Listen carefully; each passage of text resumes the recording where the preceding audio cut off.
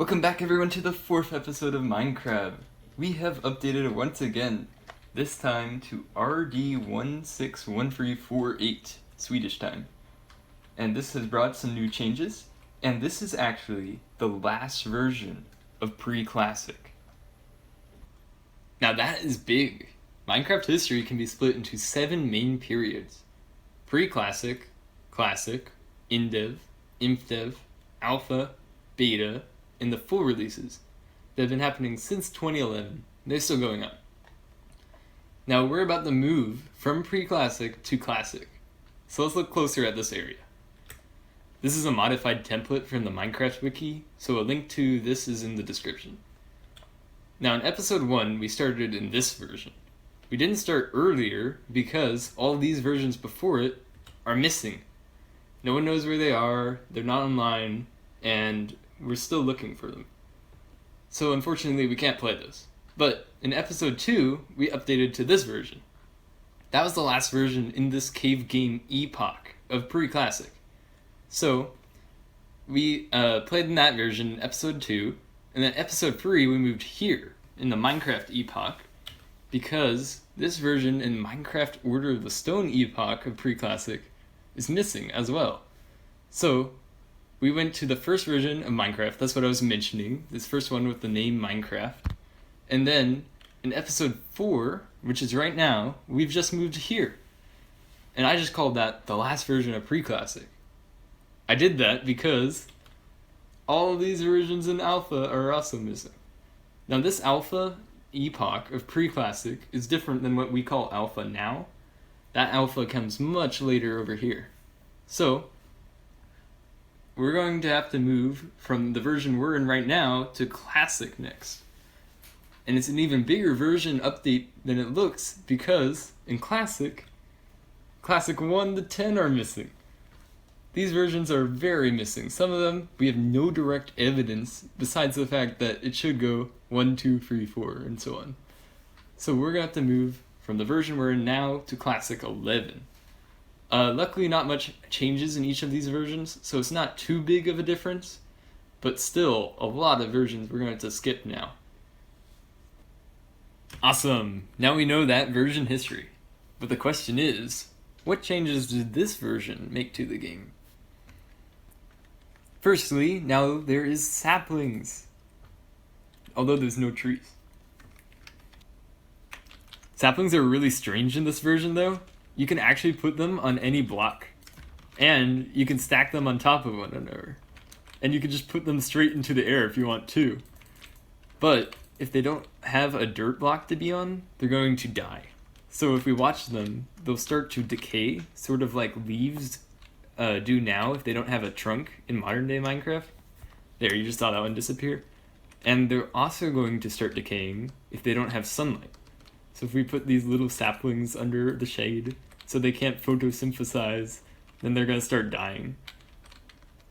Secondly, full screen mode is gone, so we're kind of back to a squarish ratio. Hopefully it still looks okay. We'll be back to the full screen soon enough. Thirdly, this version made the crosshair thicker than last version. And fourthly, this version made breaking particles look different than they did before. Other than that, all this version change was a bug fix and some changes to world generation, but the world generation doesn't affect this world because we're upgrading from an old version. Which actually brings me to a good point, which is that we can't have grass blocks in this world, you might have noticed. Like, we have dirt, we can place that, but we'll never get grass, even though it exists in this version. So currently, having an old world is actually a disadvantage. And we're going to live in these early versions without some resources that are added. But in the long run, it's definitely going to be worth it. With discontinued features, we'll have stuff that isn't possible in later versions. Alright, now we're going to test with the ability the spawn steves were granted last version in the last episode. I was going to test with it in that episode, but that episode had already taken so long to make, I didn't want you guys to wait any longer. So, if I press G, you can see I have a G counter, and it's counting how many steves I spawn, and they're all going to fall and accumulate in this pit right here. And I'm just going to sit here for a while. I'll count how many Steves I spawn, and we'll see how many Steves my computer can handle. Alright guys, it is 1.5 hours later, as you can see on the timer, and the counter says we have 25,000 characters, which is incredible. Now I'm going to show you, they're all in the pit, but when I look at them, it's going to lag a lot. You can see the frame rate has just dropped a ton, but that is 25,000 characters in the same location, all being rendered. Now, I want to go in there, and then I want to release them. But first let me clear these things off the recording view. Now I need to put in an epilepsy warning right here, because if you have photosensitive epilepsy, you should click off the video now.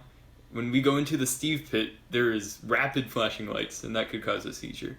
So you've been warned. Okay, just Minecraft in view now, and let's head straight into the pit. Here we go. What is that?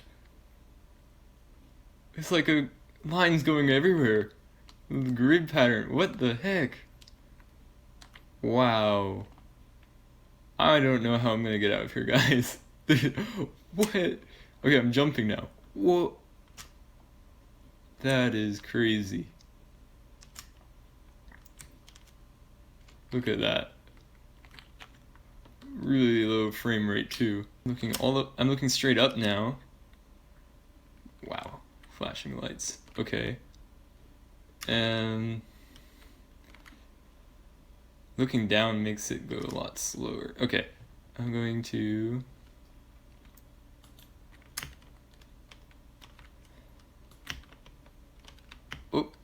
oh, they're out. All the Steves are out. I can't even. Oh, there's so many Steves. Wow. They just exploded out of there.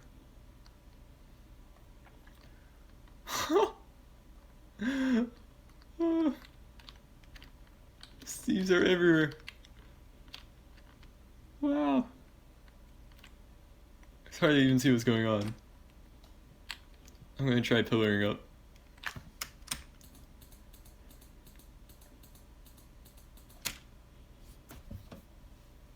Oh my goodness. That's 25,000 Steves. Oh, they're all over the world. Oh, this is great. Totally worth killing my wrist for. Oh. The entire world is covered with Steves.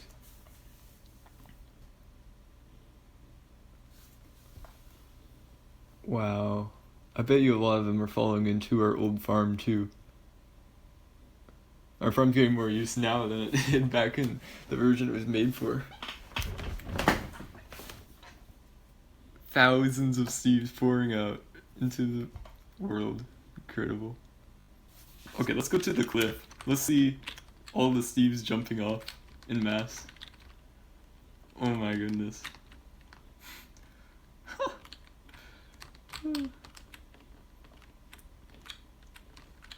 No, Steve, don't do it. No, no. Oh no.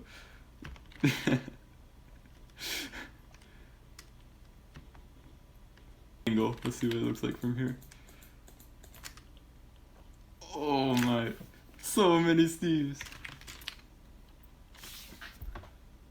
An entire city of Steves. I think they're still pouring out from the pit.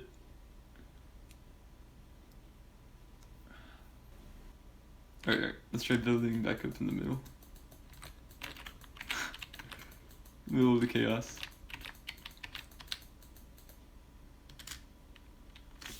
Little ants everywhere. Alright, right there is the center. I can see them pouring out. So if you just look over here, it's a lot less bad. I wonder how long this is gonna last. We're 5 minutes into it, I think.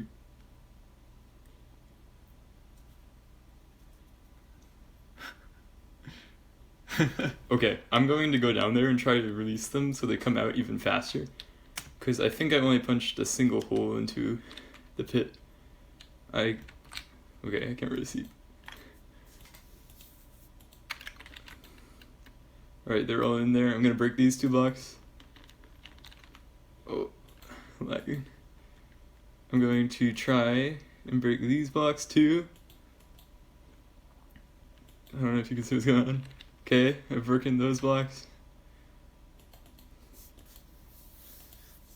Oh, I see where I let them go originally, I think. Alright, they're all out of the pit.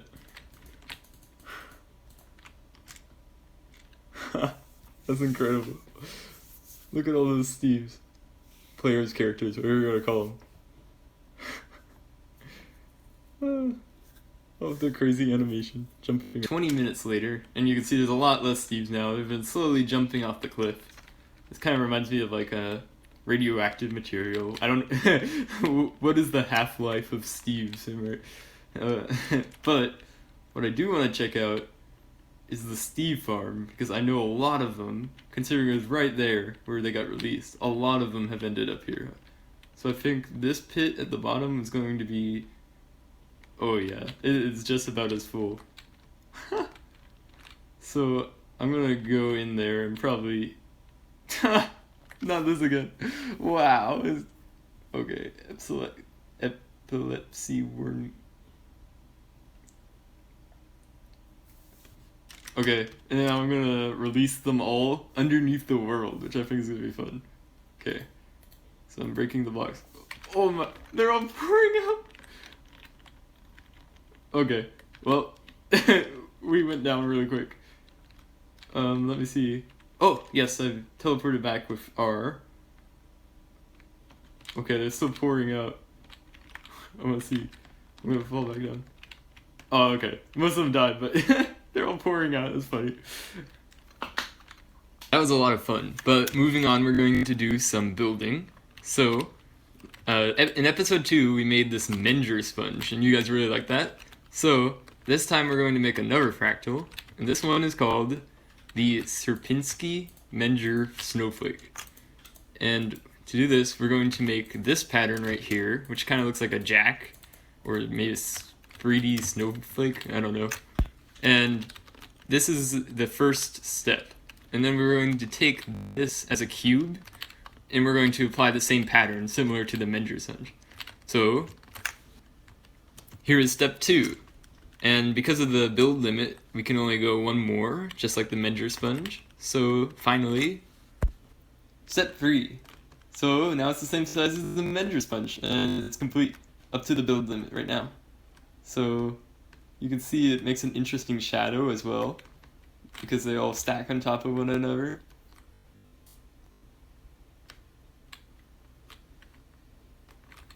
Okay, that's it for this episode. I hope you guys enjoyed. A pretty fun episode. And if you want to keep up with the series and the channel, please consider subscribing. And that's it. See you guys.